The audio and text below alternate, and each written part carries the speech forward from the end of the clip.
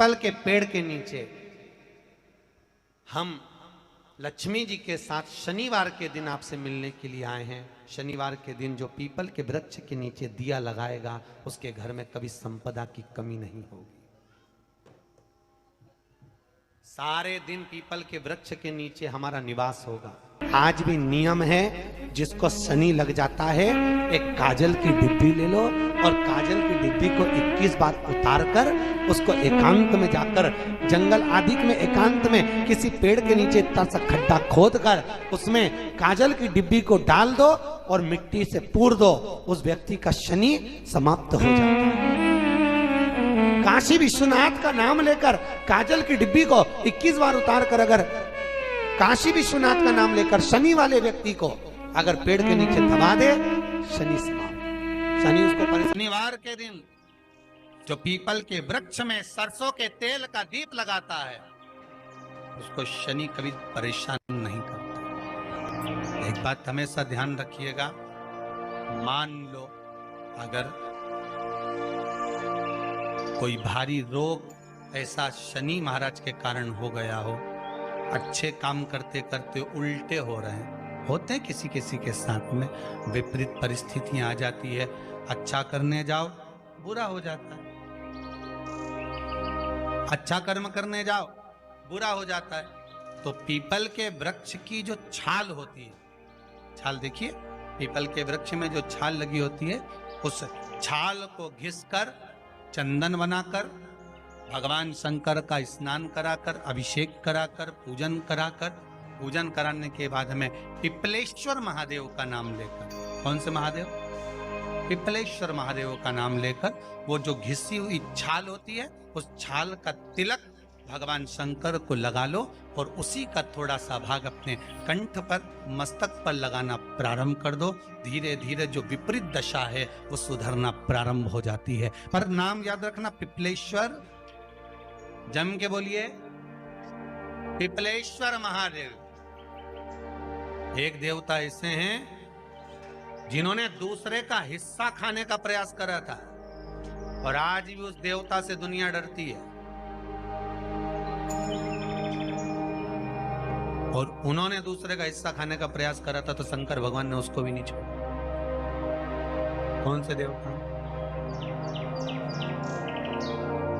वो बाल्टी में हर शनिवार को आते हैं आपके यहाँ।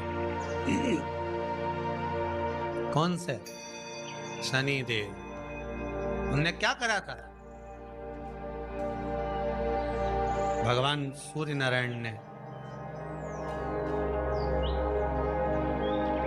अपने सारे पुत्रों को देखा, सारे पुत्रों को,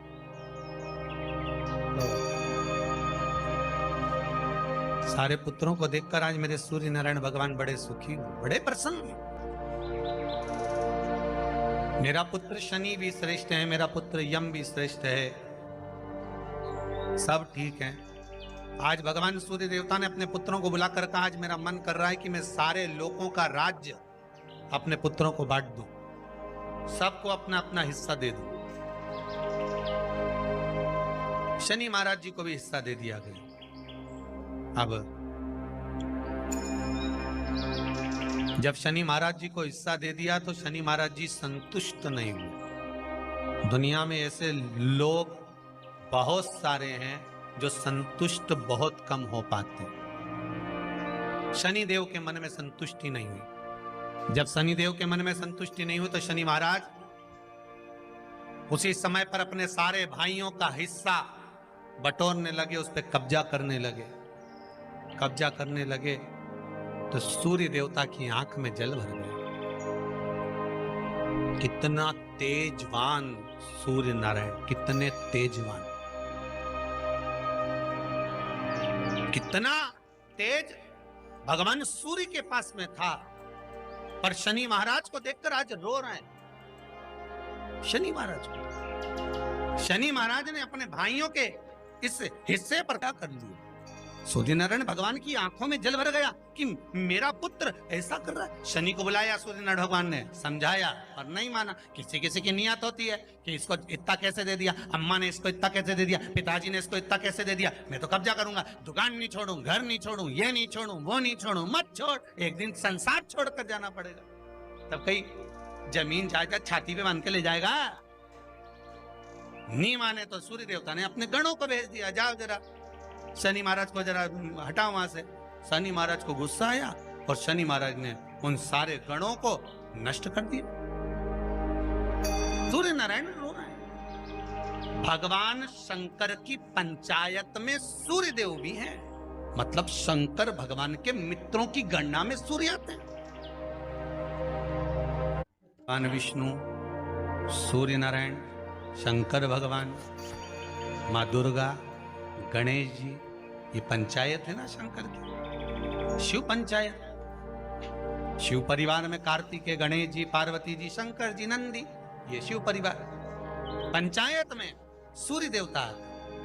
सूर्य नारायण को रोता हुआ देखकर भगवान शंकर को बड़ा दुख हुआ। शिव जी ने पूछ लिया, क्या बात है, आप रो रहे हो? नारायण क्या हो गया? मेरा बेटा मानने को तैयार नहीं है। आप चिंता मत करो, अभी देखता हूं मैं जाकर।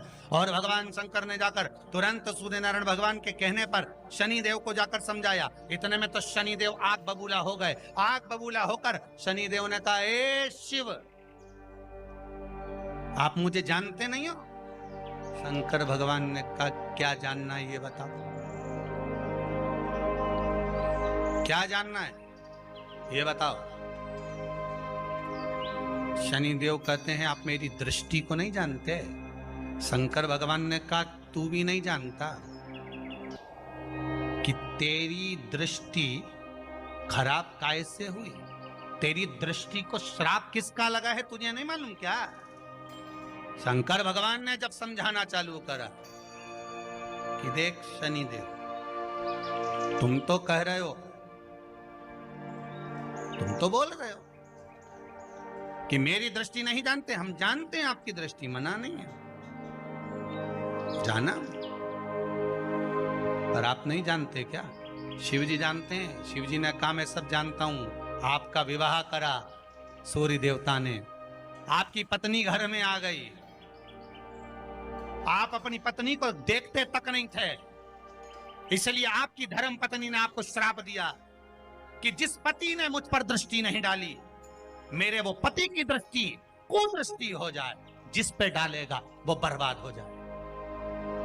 शनि महाराज ने कहा, आप मेरी पत्नी की याद मत दिलाओ। शंकर भगवान बोले, ए शनि, फिर समझा रहा हूं, हिस्सा छोड़ेगा कि नहीं छोड़ेगा? शनि बोले, नहीं छोड़ूंगा। शंकर भगवान ने उठाया, पीपल के पेड़ के नीचे ले गए और पीपल के पेड़ के नीचे शनि महाराज को उल्टा लटका दिया। 19 साल तक शनि महाराज को पीपल के पेड़ के नीचे शंकर जी ने लटका के रखा। अब बोल, 19 वर्ष तक शनि महाराज पीपल के वृक्ष में, पीपल की जड़ पर बंधे रहे, बोले ही नहीं, सीधे टंगे रहे। अब दूसरे का हिस्सा खाने वाले को जब शनि महाराज जैसे के लटका दिया भोलानाथ ने, तो तुम कहीं लगो रे लाइन में? मेरा विचार तो करो। 19 वर्ष तक शनि महाराज लटके रहे, तब 19 वर्ष नेत्र बंद कर कर शनि महाराज ने शंकर की आराधना करी कि दुनिया में कोई ऐसा नहीं जो मुझे उल्टा लटका दे, केवल एक यही है जिनने मुझे लटकाया है। तो 19 वर्ष तक तप करा तो शंकर जी प्रसन्न हो गए। धरनी को हटाकर पार्वती को लाए, साथ में आशीर्वाद दिया, शनि महाराज को खोला। वर मांगो, तुम्हें क्या चाहिए, मांगो तुम्हें क्या चाहिए। शनि महाराज ने कहा, मांगूंगा कुछ नहीं, आप कर दे दीजिए। शंकर जी ने कहा, मैं तुम्हें दंड अधिकारी बनाता हूं कि आप अच्छे और बुरे का दंड दोगे, आप अधिकारी बनकर बैठोगे, मेरा आशीर्वाद तुम्हारे साथ में। दंड अधिकारी। भगवान शंकर का एक अवतार है पिपलाद अवतार। पिपलाद अवतार, जब दधीचि ऋषि की अस्थियां चली गई, उनकी धर्मपत्नी सुवाच ने देखा मेरे पति को मार दिया गया, मेरे पति की अस्थियां ले गए राक्षसों का संहार करने के लिए, उनकी अस्थियां लेकर चले गए, मेरा पति चले गया। सुवाच गर्व से थी, मरना चाहती थी, प्राण छोड़ना चाहती। शिव जी ने देखा ये तो अग्नि के ऊपर चढ़कर अपनी देह त्याग रही है। शंकर भगवान ने आकर कहा, रुक जा सुभाष, रुको, तुम्हारे गर्भ में बच्चा है, तुम्हारे गर्भ में बच्चा है, वो बच्चा मर जाएगा। अब इस बच्चे को जन्म देकर भी क्या करूं? नहीं पिता, तुम्हारे गर्भ में जो बच्चा है वो महाज्ञानी है। तुमने मुझसे प्रसाद के रूप में मांगा था, कहा था शिव जैसा पुत्र होना चाहिए, तो क्या तुम शंकर को नष्ट कर दोगे? मैं शंकर को जन्म दूंगी। सुभाष ने 2 पत्थर उठाए, अपने गर्भ पर मारना प्रारंभ करा। गर्भ पर मारा, बच्चे ने जन्म लिया। बच्चा 7 महीने का था। उस बच्चे को उठाकर पीपल के कोटर में रख दिया। पीपल की कोटर। एक गिलहरी पीपल के फल को लेकर आती थी, पिपलाद के मुंह में देती थी। शिव का एक, इसलिए शंकर का नाम ही पिपलेश्वर महा। शिव का एक अवतार पिपलाद के रूप में हुआ है। तुम क्यों चिंता करती हो? तुम चिंता मत करो, तुम्हारा पुत्र जन्म दो तुम। और दिया धन सुभाष ने, उसके बाद प्राणों को त्यागा। और उस पीपल के कोटर में अगर भरण पोषण करने वाला कोई था तो वह देवाधिदेव महादेव था। फिर निवेदन करेंगे, माता के गर्भ में बच्चा रहता है, उसका भरण पोषण करने वाला मेरा देवाधिदेव महादेव है।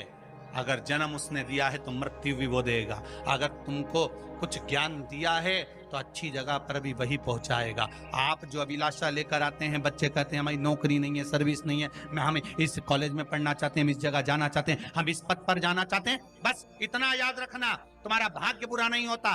कभी भी याद रखना, संसार में जिसको भगवान ने जन्म दिया उसकी किस्मत कभी बेकार नहीं हो सकती। अगर भगवान तुम्हारी किस्मत बेकार होती तो जानवर बनाकर पैदा करता, इंसान बनाकर नहीं। किस्मत अच्छी थी इसलिए इंसान बनकर पैदा, जानवर बनाकर पैदा नहीं करा। अगर तुम्हारी किस्मत अच्छी थी इसलिए मनुष्य बनकर पैदा हुए हो, इंसान बनकर पैदा हुए हो, मानव बनकर पैदा हुए हो।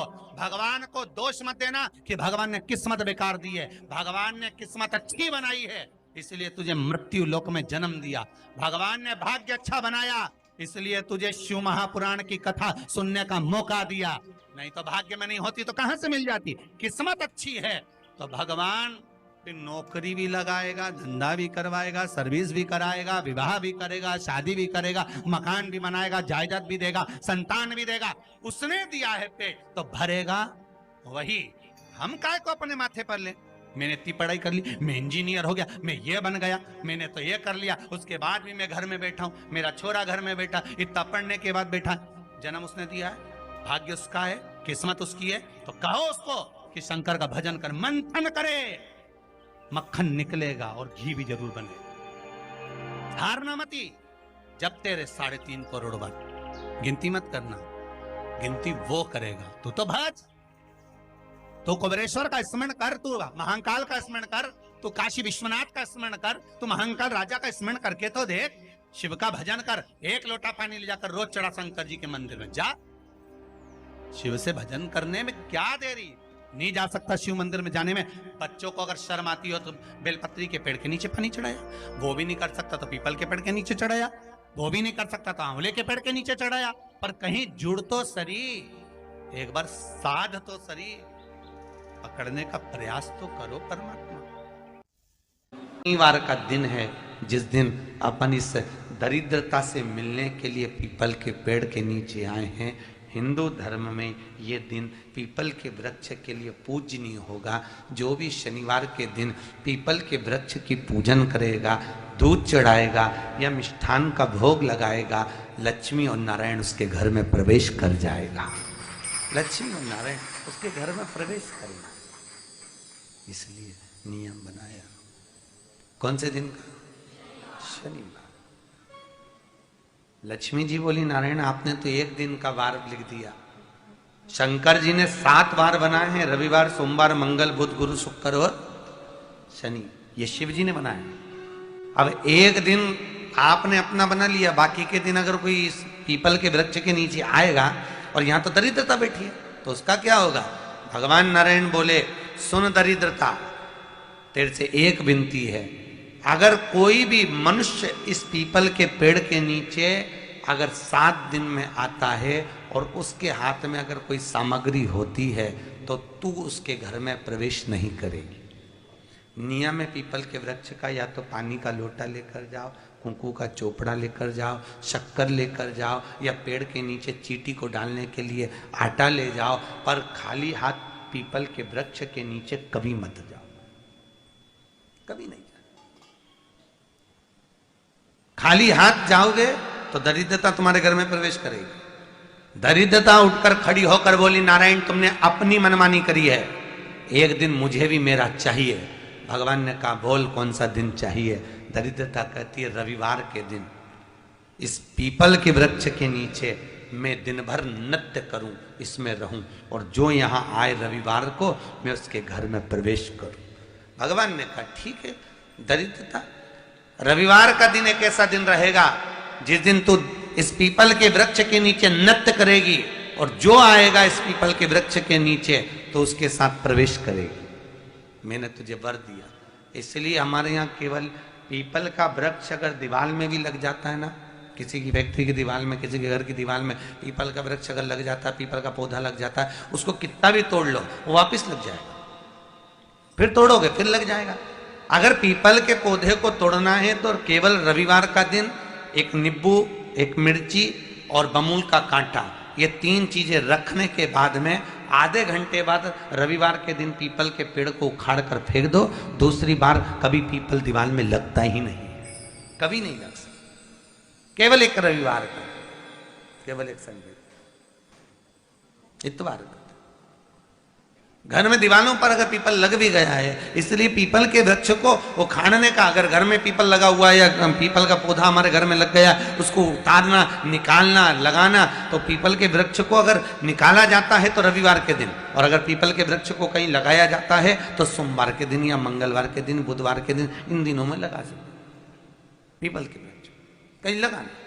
शनिवार का दिन एक ऐसा दिन होता है जिस दिन पीपल के वृक्ष को कहीं जाकर लगाया नहीं जाता, क्योंकि शनिवार के दिन पीपल के वृक्ष के नीचे लक्ष्मी रहती है। हम अपने हाथों से अगर पीपल का वृक्ष किसी दूसरी जगह पर शनिवार को रोपित करते हैं तो हमारे घर की लक्ष्मी अपने घर से छिन्न होकर चली जाती है। इसलिए शनिवार के दिन पीपल लगाया नहीं जाता, किसी के घर जाकर उसको वापस पलटा नहीं जाता। लग गया उसको डर। प्रभु मेरी धर्म पत्नी को कहाँ रखूं आप बताओ। वो तो जहां यज्ञ होता है, अनुष्ठान होता है, दान होता है, पुण्य होता है, सत्कर्म होता है, वहां जाने को तैयार नहीं। अब करूं क्या। भगवान ने बोला एक काम करो। दुर्वासा जी बोले जिसके यहाँ रात्रि में बर्तन झूठे पड़े रहते हो उसके घर में इस दरिद्रता को लेकर तुम प्रवेश कर जाना। जिसके यहाँ रात्रि में बर्तन झूठे पड़े हो वहां लेकर प्रवेश कर जाओ। दूसरी जगह दुर्वासा जी बोले जो स्त्री घर में दोपहर के समय पर सो रही हो उसके घर में इसको लेकर प्रवेश कर जाइए। जो स्त्री दोपहर के समय में घर पर सो रही हो इस दरिद्रता को लेकर प्रवेश कर जाइए। तीसरा, जिसके यहां पर दरवाजे पर कांटे वाले पौधे लगे हों उस घर में इस दरिद्रता को लेकर प्रवेश कर जाइए। दरिद्रता कितनी सुंदर बात कही है। दाता और विधाता कौन कौन? दाता और विधाता। लक्ष्मी और दरिद्रता के सगे भाई हैं। कौन कौन? दाता और विधाता। दाता को फिटकरी प्रिय है, विधाता को नमक प्रिय है। ये दोनों हमेशा लक्ष्मी को और दरिद्रता को दोनों को समझाते थे, दोनों में प्रेम बढ़ाते थे। आज भी हिंदू धर्म की रीति है। यहां तो ठीक है, जिसके यहां पर भी अगर थोड़ी सी भी परेशानी होती है, थोड़ा सा क्लेश होता है, अशांति होती है, लक्ष्मी नहीं टिक रही हो, काम नहीं बन रहे हो, बहुत प्रयास करा जा रहा हो और हमारा कार्य नहीं होता, तो क्या करते हैं? फिटकरी और नमक को पानी में डाल देते हैं और घर में पोछा लगा देते हैं। आप लोगों ने आजकल फेसबुक पे भी पढ़ा होगा, व्हाट्सएप पे भी पढ़ा होगा। तो क्यों लिखा उसमें? उसका कारण ही केवल रहता है कि दाता और विधाता की प्रियता उसमें। माता ख्याति के जो 4 बच्चे हुए इसमें जो 2 लड़के हैं दाता और विधाता, उसकी प्रियता उसकी पूर्णता उस। अब दुर्वासा जी बोले अपनी धर्म पत्नी को वहां लेकर, जहां कांटेदार पौधे लगे हों वहां पर लेकर प्रवेश कर जाइए। कांटेदार पौधों में उस दरिद्रता का निवास हो गया। आए जब कष्ट, बहुत कष्ट का जीवन चल रहा हो, बहुत कष्ट की जिंदगी चल रही हो, ध्यान लगाना, अगर कष्ट का जीवन चल रहा हो, तकलीफ की जिंदगी चल रही हो, 5-7 सोमवार, या तो 5 सोमवार या 7 सोमवार, हाथ में दुर्वा, मान लो ये तुमने दुर्वा ले ली, हाथ में दुर्वा, एक बेलपत्र, और उसी हाथ में अपने घर का भरा हुआ 1 लोटा जल। पहले रखना है दुर्वा, फिर रखना है बेलपत्र, उसके बाद में हाथ में 1 लोटा जल, और दोनों हाथों का स्पर्श करते हुए जो अपना पूजन का कक्ष होता है घर के अंदर का, उस पूजन कक्ष की साक्षी में खड़े होकर अपने कुल देवता, पितृ देवता और अन्य देवताओं का स्मरण करते हुए, बाबा बहुत दुखी हूँ, बहुत तकलीफ में हूँ, बहुत कष्ट में हूँ, मेरा परिवार आज दुख तकलीफ में है, मेरा परिवार आज कष्ट में है, दुख में है, कष्ट में है। बाबा को अपने मन का भाव कहते हुए, हृदय से प्रार्थना करते हुए अपने घर के मंदिर से निकलकर फिर उस जल को लेकर शिवालय तक जाओ और दक्षिण की ओर खड़े होकर उत्तर की ओर मुख कर कर जल समर्पित करो। बेलपत्र और दुर्वा दोनों को अशोक सुंदरी वाली जगह पर चढ़ा दीजिए। अशोक सुंदरी की जगह तो सबको मालूम है ना। अशोक सुंदरी वाली जगह पर उस बेलपत्र और दुर्वा को समर्पित कर दो। चढ़ा हुआ थोड़ा सा जल लेकर आओ, घर के दरवाजे पर उसका छींटा दे दो, लेपन कर दो और बाबा से 5 सोमवार नियम से आप दुर्वा, बेलपत्र और जल का प्रयोग अगर करोगे, 5 सोमवार पूर्ण होंगे। जो तुम्हारा दुख है वो समाप्त जरूर होगा। शिव करुणा जरूर, शिव कृपा जरूर। बस इसमें 3 चीजों का स्मरण रखिएगा। 3 चीजों शिव पुराण कर रही है, इसमें 3 चीजों का स्मरण करिए। पहले नंबर पर दुर्वा, दूसरे नंबर पर बेलपत्र और तीसरे नंबर पर जब जल चढ़ाकर वापिस आओ तो अपने घर में प्रवेश के पहले देहली पर, चौखट पर भगवान शंकर के अपने घर के द्वार पर शिव का नाम लेकर जल का सिंचन। 3 शिवजी की करुणा का गुणगान करने के लिए 3। जब आप तकलीफ में होते हो तो 3 शंकर को जल चढ़ाने वाला, 1 लोटा जल चढ़ाने वाले के पास 3 को भगवान शिव अवश्य भेजते हैं। दुख को समाप्त करने से पहले 3 को मेरा शंकर आपके दरवाजे पर जरूर भेजता है।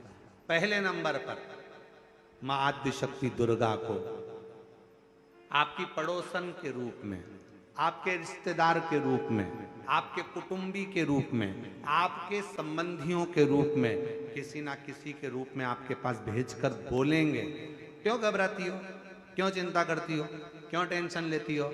मैंने सुना है कथा में बाबा ने ये बताया था, एक काम कर, 1 बेलपत्र 1 दुर्वा लेकर जा।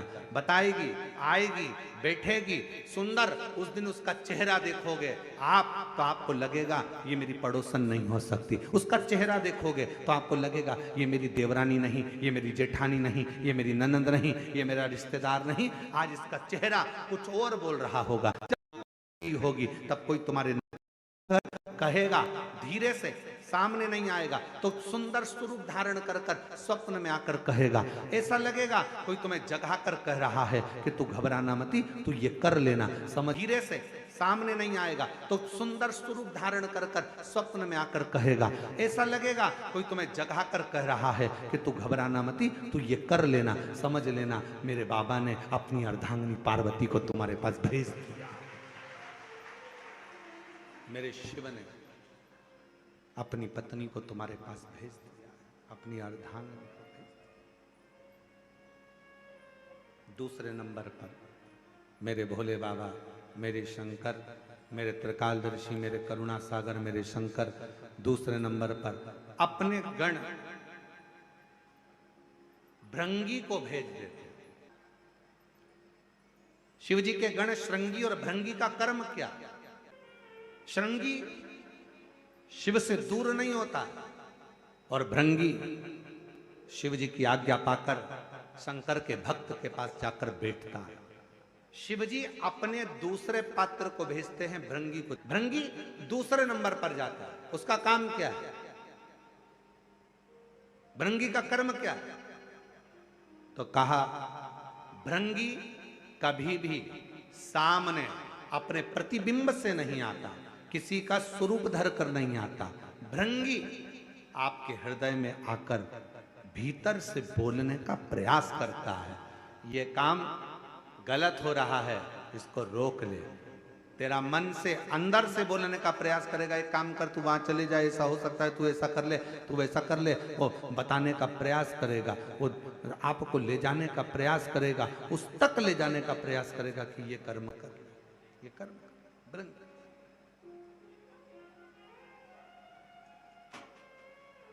दूसरे नंबर पर भृंगी आपके मन की वाणी को शिव तक पहुंचाने का प्रयास करेगा।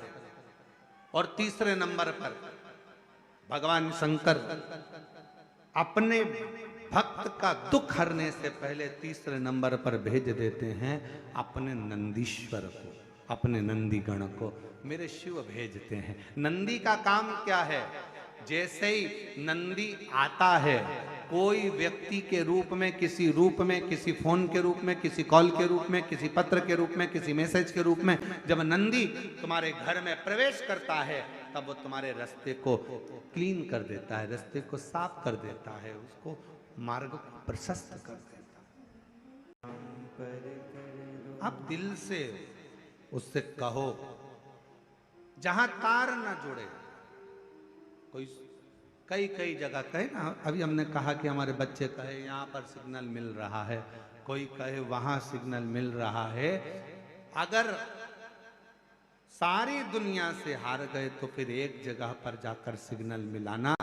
एक बार शिव महापुराण की कथा में पहुंचकर बाबा देवादिदेव महादेव से अपने मन की बात कहकर कभी योग बन जाए तो उस कथा में आसन बिछाकर जमीन पर अपना आसन डालकर ये नहीं सोचना कि मैं वीआईपी कितनी हूं, मुझे कहां बैठना चाहिए, कहां रहना चाहिए। एक बार उस पवित्र प्रांगण में जहां बाबा की कथा हो रही हो, जहां बाबा कुबेर भंडारी का आनंदमय कथा कर तत्व ग्रहण करने को मिल जाए, वहीं पर रात्रि विश्राम कर कर बाबा से अपने दिल की बात कहकर अपने मन की बात जरूर कहना। ये निश्चित है मेरे बाबा से तुम्हारा सिग्नल जरूर मिलेगा और शिव आपकी बात को स्वीकार जरूर, शिव सुनेगा। भगवान देवादिदेव महादेव को जल चढ़ाते हैं, उसके 5 अलग अलग तरीके हैं। बहुत सावधानी से सुनना कथा, आपकी और हमारी जिंदगी की सार्थकता को सिद्ध करने वाली कथा।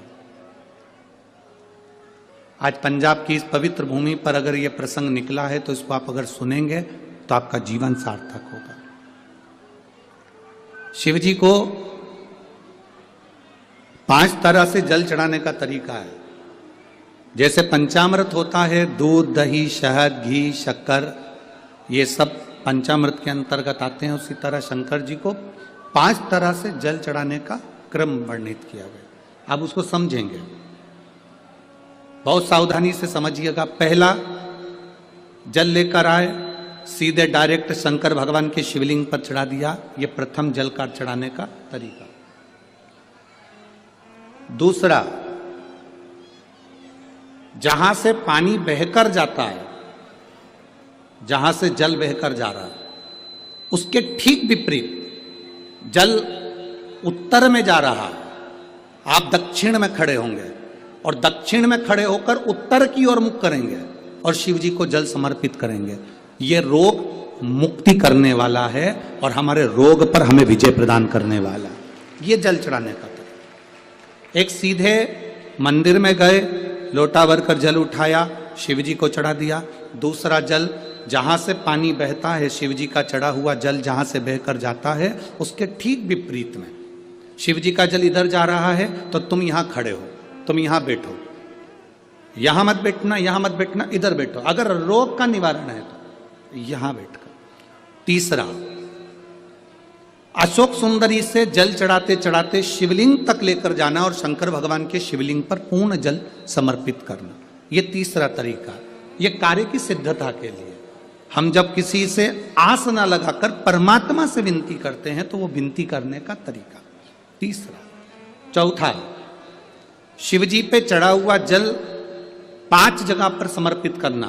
गणेश जी, कार्तिकेय, अशोक सुंदरी, शिवलिंग और जलाधारी। ये चौथा क्रम है। जब जिस नारी का, जैसे मेरा नाम मोनिका है, मेरे पति का नाम संजय सिंह है, मैं दिल्ली स्वरूप नगर के निवासी हूं, मेरा फोन नंबर ये है। कहीं बैठी हैं? मैं बाबू को लाए हैं क्या? नहीं लाए?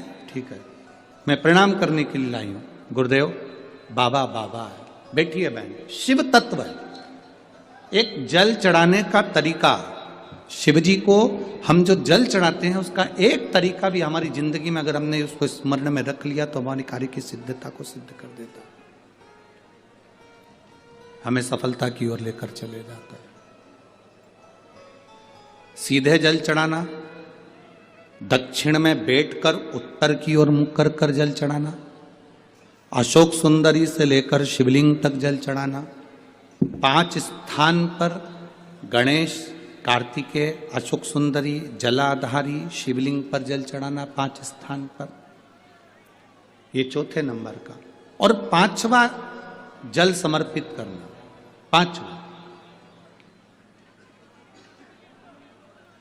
5वें नंबर का जल।